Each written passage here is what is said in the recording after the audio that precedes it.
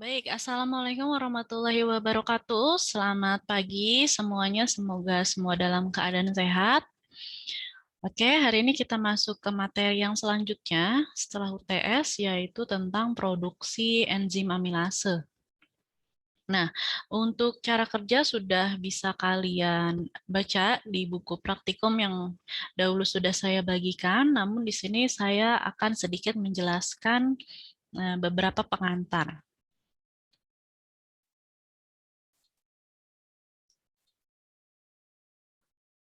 Baik, karena di sini merupakan materi tentang produksi enzim amilase, karena enzim amilase ini dekat sekali dengan industri makanan, karena fungsi enzim amilase ini kita tahu bahwa dia dapat mendegradasi atau memotong suatu polisakarida menjadi monosakarida atau polimer gula yang sangat panjang dalam bentuk pati, dia bisa dipotong-potong hingga nanti didapatkan suatu glukosa ataupun maltosa. Nah, ini biasanya banyak diaplikasikan untuk industri-industri makanan maupun obat sebagai bahan pengisi. Kalau kalian pernah mendengar dextrin seperti itu, nah itu merupakan produk-produk di mana hasil pemotongan dari pati atau polimer polisakarida yang dipotong dengan adanya enzim amilase. Nah, di sini ada beberapa keuntungan apabila kita menggunakan enzim. Jadi, kelebihan kita menggunakan enzim dibandingkan dengan bahan kimia sintetik ya. Jadi dibandingkan dengan bahan kimia sintetik sebenarnya bisa juga nih memotong polisakarida, misalnya suatu asam itu ya dapat menghidrolisis polisakarida menjadi bentuk kecil-kecilnya. Tapi ada banyak kelebihan apabila kita menggunakan enzim yang kita tahu merupakan biomolekul yang masuk dalam kategori protein. Tentunya dia sangat familiar sekali. Kalau di dalam tubuh manusia ada atau tidak, Bu, gitu ya? Ada tentunya. Jadi enzim amilase ini banyak berada di saliva atau air liur kita yang gunanya memang tahap awalnya ini bisa memotong pati-pati menjadi monosakarida dan monosakarida lainnya. Di sini ada beberapa kelebihannya atau keuntungannya apabila kita menggunakan enzim dalam di sini contohnya dalam industri makanan, yaitu yang pertama adalah produktivitasnya yang tinggi dan efisiensi proses katalitiknya baik gitu ya. Ini dia dapat aktif dalam konsentrasi yang sangat rendah. Jadi maksudnya efisien di sini adalah penggunaan enzim di sini hanya membutuhkan konsentrasi yang sangat kecil aja sudah aktif atau bisa memotong kumpulan polisakarida menjadi monosakarida, monosakarida yang lain. Mungkin saja apabila dibandingkan dengan bahan kimia sintetik, karena dia tidak spesifik, dia membutuhkan konsentrasi yang lebih tinggi dibandingkan kita menggunakan enzim. Oke, yang kedua di sini spesifisitasnya tinggi, spesifik ya. Jadi karena enzim ini kalau menurut teori biokimia yang sudah lalu di semester lalu kita pelajarin, di sana kan ada teori kunci dan lubang kunci ya. Jadi kalau si enzim itu lock and key gitu. Jadi lubang kunci dan kuncinya karena enzim ini memiliki tangan seperti tangan itu gugus fungsi yang ada di enzim itu diibaratkan tangan. Nah, tangan-tangan itulah yang spesifik dapat mengikat protein lain atau mengikat substrat lain yang memang cocok dengan enzim tersebut. Gitu. Jadi dapat dikatakan bahwa apabila kita menggunakan enzim gitu ya dalam suatu industri makanan di sini, kita bisa memperoleh produk yang spesifik juga tentunya. Selanjutnya di sini keuntungan yang lain adalah dia secara lingkungan sangat aman gitu, friendly, environmentally, dan juga dia menghasilkan residu yang sangat rendah gitu ya. Residu di sini maksudnya adalah produk samping yang tidak kita inginkan, gitu ya, atau sisa reaktan yang kita inginkan. Karena memang tadi sudah dibahas, enzim ini dia sangat spesifik, jumlahnya juga sangat kecil, jadi dia akan maksimal sekali kerjanya. Jadi keuntungan menggunakan enzim seperti itu. Selanjutnya, keuntungan yang lain yaitu dia dapat bekerja dalam kondisi yaitu temperatur, kemudian ada tekanan pH pada kondisi yang mild atau dalam keadaan apa ya, biasa aja, normal gitu. Seperti karena memang enzim itu dia bekerja kalau di dalam tubuh itu kan dia kondisinya sesuai yang ada di dalam tubuh. Tentunya kalau kita gunakan di luar, gitu ya, digunakan di luar, misalnya di dalam laboratorium, tentunya kita perlu mengkondisikan suasananya sama seperti kita rekayasa seperti di dalam tubuh.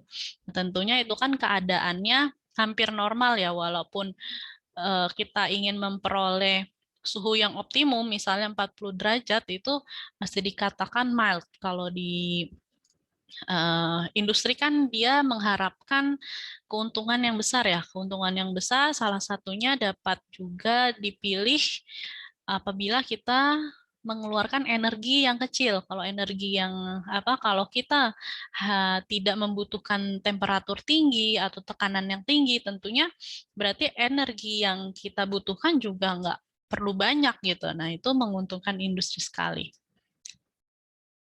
Selanjutnya di sini dikatakan bahwa aktivitas enzim atau kecepatan enzim ini dapat kita kontrol, ya benar sekali. Kalau kita sudah belajar tentang uh, faktor-faktor yang mempengaruhi kinerja enzim gitu ya, tentunya banyak, tetapi dengan adanya faktor yang spesifik seperti pH, temperatur, dan juga tekanan, tentunya kita bisa kontrol seperti tadi. Kita ingin si enzim ini bekerja optimum pada substrat tertentu. Nah, kita buat dulu nih, misalnya variasinya. Variasi misalnya pertama variasi temperaturnya. Kemudian sudah temperatur, kemudian variasi pH. Kemudian bisa juga variasi tekanan. Nah, nanti dari beberapa variasi kita pasti akan mendapatkan hasil yang hasilnya optimum gitu ya. Hasil untuk memproduksi suatu produknya hasilnya banyak, kemudian cepat gitu ya. Nah, itu bisa kita kontrol dengan kita melakukan optimasi. Oke, nah di sini kebanyakan dari enzim ini dia labil terhadap panas, sehingga dia yang tadi hanya membutuhkan kondisi yang mild, dia tidak bisa pada suhu yang tinggi gitu, karena kita tahu bahwa enzim itu kan merupakan golongan protein. Nah, protein itu dia tidak tahan terhadap panas ya, mudah sekali mengalami denaturasi atau perusakan. Nah, selanjutnya yang terakhir, hampir sama seperti tadi, dia friendly ya, friendly environment, cuman karena di sini industrinya industri makanan, tentunya akan dikonsumsi oleh baik itu bisa juga pakan ternak ataupun makanan-makanan manusia, misalnya seperti pembuatan sirup, itu kan untuk menghasilkan maltosa. Nah, itu apabila memang terikut, tapi pasti ada proses filtrasinya ya, nggak mungkin terikut. Tapi ataupun ada residu atau ada yang terikut di dalam produk, nah ini si enzim ini aman gitu masuk ke dalam tubuh. Dia di dalam tubuh tentunya bisa dipilah-pilih karena memang enzim amilase ini memang sudah ada juga di dalam tubuh, tentunya nanti dia perlakuannya hampir sama di dalam tubuh, jadi bisa diterima. Kemudian di sini dikatakan ada beberapa kerugian juga nih. Di balik keuntungannya pasti ada kekurangannya. Yang pertama tentunya biayanya tinggi dan dikatakan stabilitasnya lemah. Nah, biaya tinggi ini karena memang kalau kalian bekerja dengan menggunakan enzim, itu sangat mahal gitu ya kalau kalian beli enzim murni gitu, enzim amilase misalnya contohnya, atau glukosidase gitu ya. enzim-enzim tertentu itu sebenarnya bisa dibeli. Nah, biasanya kalau beli itu kita harus import dan biasanya inden karena sulit sekali memang mendapatkan enzim dan memang harganya mahal gitu. Tapi kalau misalnya di industri walaupun harganya mahal, kalaupun dia dihitung-hitung ternyata lebih efisien dibandingkan dengan menggunakan reagen lain atau tidak menggunakan enzim, tentu ini lebih dipilih. Selanjutnya, stabilitasnya ini rendah, karena memang yang tadi dikatakan bahwa si enzim ini sangat rentan sekali terhadap perubahan faktor lingkungannya, baik itu pH, kemudian ada suhu, dan juga ada tekanan. Oke, di sini sumber dari makanan enzim itu sendiri. Di sini ada beberapa. Yang pertama dapat berasal dari tumbuhan, kemudian bisa berasal dari hewan atau mikroba, atau yang terakhir adalah rekombinannya gitu ya, atau rekombinasi hasil. Biasanya di rekombinan ini adalah mikroba-mikroba atau mikroorganisme. Misalnya di sini untuk yang berasal dari tumbuhan, nah ini bisa dihasilkan suatu enzim. Sini ada alfa amilase, beta amilase, dan lain-lain seterusnya, sama seperti tanaman di sini.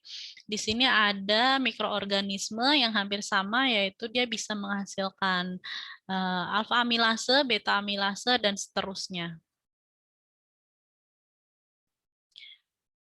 Oke, di sini kalau tadi kita menjelaskan kelebihan penggunaan enzim, nah di sini kita lebih fokuskan lagi karena di sini kita juga praktikum menggunakan mikroorganisme, yaitu golongan bakteri di Bacillus. Nah di sini saya menjelaskan kelebihan kita memilih mikroorganisme nih dibandingkan yang lain seperti tadi sumbernya berasal dari tumbuhan atau hewan gitu ya. Nah, ini kelebihan apabila kita menggunakan mikroba atau mikroorganisme. Nah, yang pertama ini adalah dia mudah dan cepat tumbuh. Oke. Ini mudah dan cepat tumbuh ini tentunya jelas ya kalau mikroba itu dia sangat cepat sekali untuk bisa berkembang biaknya gitu ya, menghasilkan populasi cepat. Kemudian di sini membutuhkan ruang yang lebih kecil untuk dia dapat tumbuh atau kita perbanyak.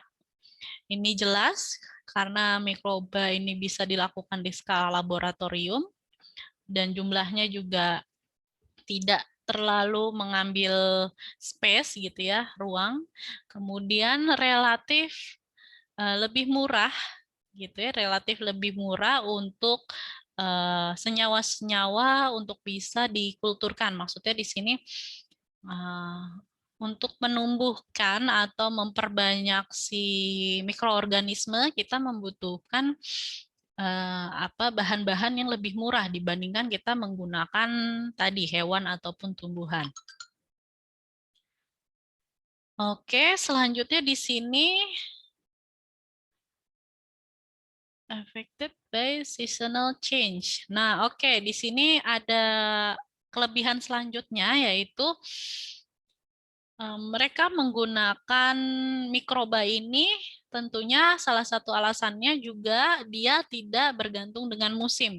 Nah, beda halnya apabila kita menggunakan tanaman. Tentunya kalau di luar negeri itu sangat, mungkin kalau di Indonesia hanya ada tropis, musim kemarau, musim hujan. Kalau di negara yang 4 musim ini sangat berpengaruh gitu ya. Karena tentunya produksi metabolit sekunder gitu ya pada musim semi dengan musim gugur misalnya itu tentunya akan berbeda. Nah, ini sangat berpengaruh sekali terhadap perubahan cuaca kalau kita menggunakan tanaman. Nah, kalau kita menggunakan mikroorganisme karena kita mengontrolnya di dalam laboratorium gitu ya. Tentunya dia tidak bergantung dengan iklim di luar. Oke, di sini sangat mungkin untuk kita mengontrol kondisi kultur. Ini sudah tadi. Oke, nah di sini selanjutnya yang terakhir adalah kalau kita menggunakan mikroorganisme, nah kini kita tidak bergantung pada di sini ada peraturan. Jadi ada peraturan tentang pertanian maupun peternakan gitu. Karena tentunya ada badan yang mengatur misalnya produksi enzim amilase dari tumbuhan A. Nah, tumbuhan A ini biasanya harus ditumbuhkan dengan kondisi seperti apa, kemudian bisa ditanamnya di mana. Nah, itu biasanya ada aturan-aturan yang harus diikutinya gitu ya. Kalau misalnya memang produksinya sudah sangat besar. Nah, lagi-lagi karena dia menggunakan mikroorganisme, hal itu tidak berpengaruh. Nah, di sini ada beberapa mikroorganisme yang banyak digunakan untuk menghasilkan suatu enzim, yaitu adalah spesies dari Aspergillus, kemudian spesies dari Bacillus, dan spesies dari Cluiveromyces gitu ya. Dan ini spesies yang paling banyak digunakan karena spesies ini masuk dalam kategori mikroorganisme yang aman gitu. Karena di luar itu ada beberapa organisme yang malah menghasilkan produk samping yang berbahaya di sini, harmful toxin gitu ya, malah menghasilkan toksin yang nantinya akan berbahaya gitu. Seperti misalnya kenapa kita nggak bisa menggunakan kapang kamir gitu ya. Tentunya dia menghasilkan senyawa gitu yang bisa menyebabkan malah berbahaya, harmful di sini. Nah, oke, di sini contohnya apabila kita ingin menghasilkan suatu enzim papain. Nah, enzim papain ini bisa kalian peroleh dari pohon pepaya. Nah, di sini. Nah, kalau untuk mendapatkan enzim bromelain, nah ini bisa diperoleh dari nanas gitu ya. Nah, siapa tahu nanti kalian tertarik dengan penelitian yang menggunakan enzim. Kalau misalnya enzimnya mahal gitu ya, kalian nggak bisa. Nah, ini ada beberapa alternatif bisa kalian buat. Nanti bisa kalian cari referensinya, sudah banyak sekali. Misalnya untuk mendapatkan enzim papain ini gimana nih caranya? Kalau dari misalnya dari getah pepaya gitu ya. Nah, ini sebelah kanan di sini adalah aplikasinya. Aplikasinya bisa digunakan dalam industri, misalnya di sini daging, kemudian makanan-makanan yang di baking gitu ya, dan lain-lain. Di sini bisa kalian baca. Nah, di sini kita fokus ke amilase. Amilase ini ada alfa dan beta. Nah, ini bisa dihasilkan dari spesies Bacillus. Oke, kalau di sini digunakan banyak sekali, contohnya untuk seperti tadi menghasilkan sirup, kemudian menghasilkan dextrin untuk pengisi yang ada di kapsul seperti itu. Nah, di sini kalian bisa baca sendiri untuk sumber-sumbernya. Nah, contohnya di sini ada Aspergillus. Nah, Aspergillus ini dia bisa menghasilkan enzim fruktosidase. Nah, ini pastinya untuk produksi fruktosa. Dan seterusnya. Nah, oke. Di sini ada gambar, di sini yang gambar terhubung ini merupakan suatu polisakarida. Nah, polisakarida ini di dalamnya dia ada beberapa enzim yang dapat mempengaruhi atau dapat memotong polisakarida ini. Tentunya karena enzim ini spesifik, jadi nanti hasil yang diperoleh pun juga akan spesifik.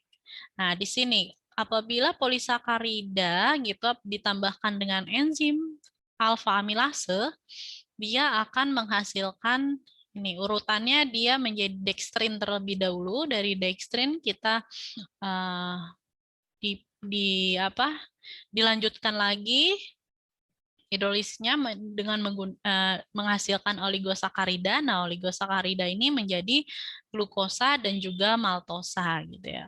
Nah, ini bisa dioptimasi mau dipilih ke arah glukosa kah atau ke arah maltosa.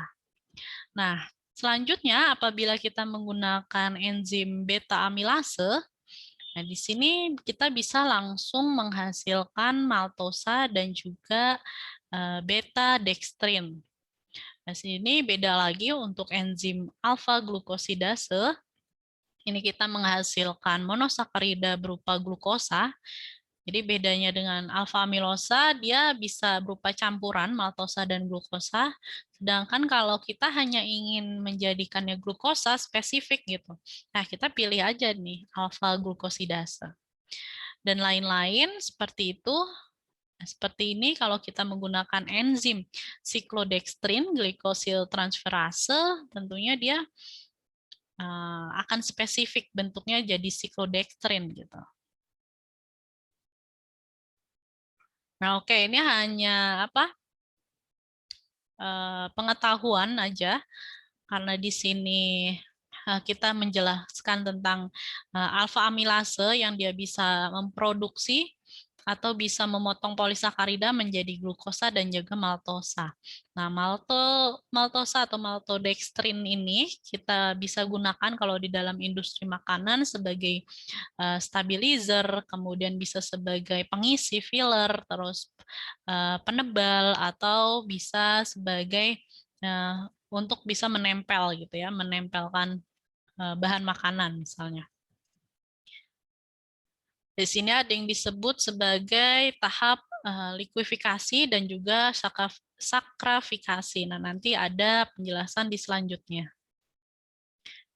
Oke, nah di sini misalnya dalam produksi sirup maltosa bisa menggunakan alfa amilase. Nah, kelebihan kalau kita menghasilkan sirup maltosa yaitu di sini sifat-sifatnya. Yang pertama tentunya dia rendah glukosa gitu ya. Rendah glukosa dan tinggi maltosa. Kenapa di sini nggak bisa dikatakan hanya maltosa? Karena tadi alfa amilase dia bisa memecah, jadi tidak spesifik dia bisa memecah menjadi glukosa dan maltosa. Tetapi kita bisa arahkan optimasi untuk lebih banyak menghasilkan maltosanya. Selanjutnya di sini karena di sini rendah akan kandungan glukosa, jadi lebih banyak maltosa, di sirup ini kemungkinan untuk mengalami kristalisasinya akan rendah gitu ya. Karena kalau kalian misalnya kalian melarutkan gula pasir lah, melarutkan gula pasir. Nah, coba kalian diamkan beberapa menit, misalnya sudah larut nih, diamkan berapa menit, kemudian dijenuhkan, maksudnya airnya dihilangkan, nanti nggak lama dia akan mengkristal lagi gitu. Makanya gula pasir itu tinggi akan glukosa karena memang mudah mengkristal, beda dengan kalau kita maltosa. Nah, sama-sama manis, tapi dia efek untuk tubuhnya, baik untuk kesehatan, juga akan berbeda.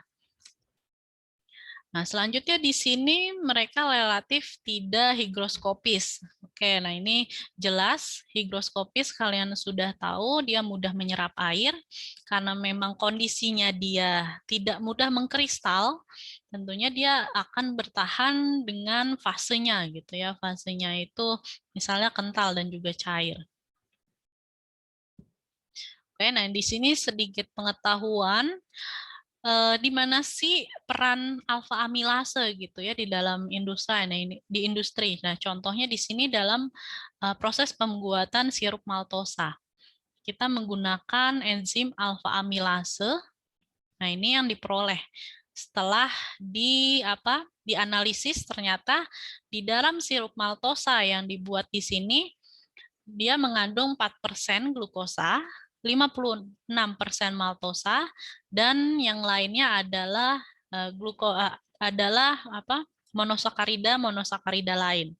Ya, berarti benar tadi sirup maltosa dia lebih banyak mengandung maltosa. Nah, sedangkan kalau untuk sirup glukosa ini bisa juga kita peroleh yaitu dengan enzim yang lebih spesifik yang tadi glukoamilase. Nah, ini dia menghasilkan persentase glukosa yang lebih tinggi. Oke, nah di sini ada gelatinisasi dan likuifikasi. Di sini penjelasannya, jadi kalau gelatinisasi ini granul pati dibuat membengkak akibat peningkatan volume air dan tidak dapat kembali ke kondisi semula. Atau terjadi gelatin. Nah, apa ya? Gelatin itu kan seperti pasta ya, seperti pasta, jadi dia nggak cair juga atau dia nggak padat juga. Nah, setelah proses gelatinisasi ini, kita masuk ke likuifikasi. Nah, kalau di dalam enzimatik, likuifikasi ini merupakan proses hidrolisa pati menjadi dekstrin oleh enzim pada suhu di atas suhu gelatinisasi dan pH optimum aktivitas enzim. Nah, di sini proses menghasilkan suatu dekstrin. Nah, dari dekstrin nanti baru dioptimalisasi supaya membentuk maltosa ataupun glukosa dengan enzim tertentu. Oke, nah ini kita masuk ke penjelasan praktikum. Jadi kalau kalian baca di cara kerja, sebenarnya ada dua perlakuan di sana. Yang pertama, yaitu dia ingin mengetahui apakah spesies Bacillus yang kita inokulasi itu sudah aktif gitu ya, sudah aktif dapat menghidrolisis suatu pati atau bisa memotong pati menjadi glukosa-glukosa. Nah, caranya silahkan kalian baca di buku praktikum. Sederhananya kalian ambil kultur dari Bacillus, spesies Bacillus. Nah, kemudian kalian goreskan ke dalam media plate seperti ini. Di dalam media plate kalian ratakan, kemudian tentunya kalian inkubasi terlebih dahulu dengan suhu tertentu dan juga selama 24 jam biasanya. Nah, setelah itu baru kalian tambahkan larutan iodium ya atau iodin, atau bisa juga dengan menggunakan kalium iodida. Pokoknya dia yang mengandung iod ya, mengandung ion iod. Kemudian didiamkan selama 1 menit dan dilihat hasilnya. Ternyata di sini kita lihat ada warna putih di sini nantinya. Ini ilustrasinya aja. Jadi kayak ada seperti zona hambat gitu ya kalau dibilang aktivitas bisa menghambat bisa menghambat bakteri, pertumbuhan bakteri. Tapi kalau untuk uji amilase ini kita bisa lihat ada bayangan putih. Nah, ini menandakan adanya zona hidrolisis dari pati. Jadi mungkin dari beberapa populasi dari si Bacillus ini ada yang aktif ataupun mungkin ada yang tidak aktif. Nah, ini kita uji. Nah, selanjutnya di sini apabila dia menghasilkan suatu zona hidrolisis pati, nah ini menandakan bahwa organisme ini aktif menghasilkan amilase. Ya, jadi dengan media tertentu di bagian ini media tertentu, kemudian di sini Bacillus dia bisa menghasilkan enzim amilase. Nah, enzim amilase ini dapat aktif memotong pati gitu ya. Nah, untuk melihat apakah benar ada enzim amilasenya, yaitu diujinya seperti ini. Karena kenapa menggunakan larutan iod? Karena kita tahu bahwa kalau di kalau di pelajaran kimia analisis itu ada di volumetri, kompleksometri ya. Kalian menggunakan indikator kanji. Nah, itu biasanya kalau kita bekerja dengan larutan Ki, kalium iodida, nah dia bisa berubah menjadi warna warna kehitaman gitu. Karena memang larutan iod dengan larutan iod dengan apa? Pati ini dia bisa menghasilkan warna tertentu gitu ya. Oke, nah yang kedua ini di cara kerja di poin kedua, di sini kalian disuruh, ini saya mengambil dari jurnal tertentu, tapi ini hampir sama maksud dari cara kerjanya. Jadi di sini kita ingin menguji hidrolisis dari pati dari hasil inokulasi yang sudah kita lakukan gitu ya. Nah, ini kita ujinya dengan kita cara kerjanya secara singkatnya seperti ini. Jadi ada beberapa tabung reaksi. Nah, dari tiap tabung reaksi ini kita tambahkan 0,5 ml larutan enzim alfa amilase. Nah, larutan enzim ini maksudnya adalah hasil dari inokulasi tadi. Spesies Bacillus yang kita sudah inkubasi, dia mengandung enzim alfa amilase. Nah, kita taruh di masing-masing tabung. Setelah itu nanti masing-masing tabung kita panaskan gitu ya. Kita panaskan dengan waktu yang berbeda-beda dari 0 hingga di sini misalnya di dalam jurnal hingga 60 menit gitu. Nah, setelah itu baru kita tambahkan larutan KI. Hampir sama tadi, kenapa dia bisa merubah warna? Karena di sini kita menganalisisnya dengan menggunakan spektrofotometer UV phase, jadi menggunakan absorbansi, sehingga harus ada perubahan warna ya. Karena di sini kita melihatnya secara absorbansinya. Larutan KI dan juga pati ini dia bisa bisa membentuk kompleks sehingga dia bisa membentuk warna, di mana kalau misalnya adalah pati ini masih tinggi, jadi dikatakan di sini misalnya di menit ke 0, di sini patinya masih tinggi, direaksikan dengan KI, dia menghasilkan suatu senyawa kompleks, dan tentunya nanti warnanya akan lebih pekat, dia absorbansinya akan tinggi. Nah, ternyata setelah kita baca satu persatu, mulai dari menit ke 0 hingga menit ke 60, ini terlihat bahwa absorbansinya relatif menurun ya, walaupun terlihat fluktuatif ya di sini, tetapi relatif menurun. Jadi semakin lama waktu pemanasan, gitu ternyata dia semakin rendah absorbansinya, dan ini kinerja enzim amilase bisa dikatakan menurun nilai absorbansinya, berarti kadar glukosanya semakin menurun atau fluktuatif. Oke, nah di sini ada bentuk yang fluktuatif. Hal ini karena memang kondisi dengan menggunakan enzim amilase ini perlu kondisi yang optimum gitu ya, baik suhu dan juga lama waktunya, sampai suatu saat nanti dia bisa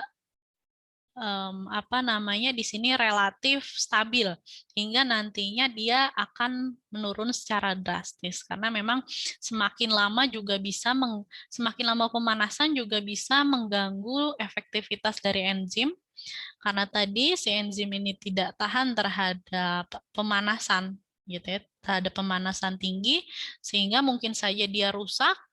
Nah, nantinya mungkin glukosanya juga yang dihasilkan akan lebih rendah gitu ya, terlihatnya lebih rendah. Oke, selanjutnya ini hanya pengetahuan umum aja, aplikasi lain apabila ini nggak saya ambil dari jurnal ini. Nah, di sini di dalam jurnal tersebut penulis membuat suatu grafik. Di sini ingin melihat membandingkan enzim gitu ya, enzim amilase dengan jenis yang berbeda di sini. Kedua enzim tersebut menghidrolisis pati menjadi bentuk terlarutnya, tetapi dia mengatakan bahwa tidak lebih dari 35% gitu ya, tidak lebih dari 35%. Nah, karena ada standarnya, yang dimaksud di tidak lebih 35% ini, sehingga enzim si sampel ini misalnya kita tidak diketahui ya, misalnya alfa amilase atau beta amilase gitu. Setelah dilihat ternyata keduanya dia tidak lebih menghidrolisis jumlah patinya 35%, sehingga dia dikatakan bahwa enzimnya jenisnya likuifikasi gitu ya, bukan sakarifikasi. Kenapa? Karena tadi sudah kita ketahui bahwa kalau sakarifikasi berarti harusnya dia akan memproduk atau bisa menghidrolisis lebih banyak pati, menghasilkan glukosa. Oke, seperti itu. Baik, untuk pertemuan hari ini saya cukupkan. Jika nanti ada yang ditanyakan, silahkan kalian tanyakan di Google Classroom. Oke, saya akhiri. Wassalamualaikum warahmatullahi wabarakatuh. Semoga semua selalu diberikan kesehatan.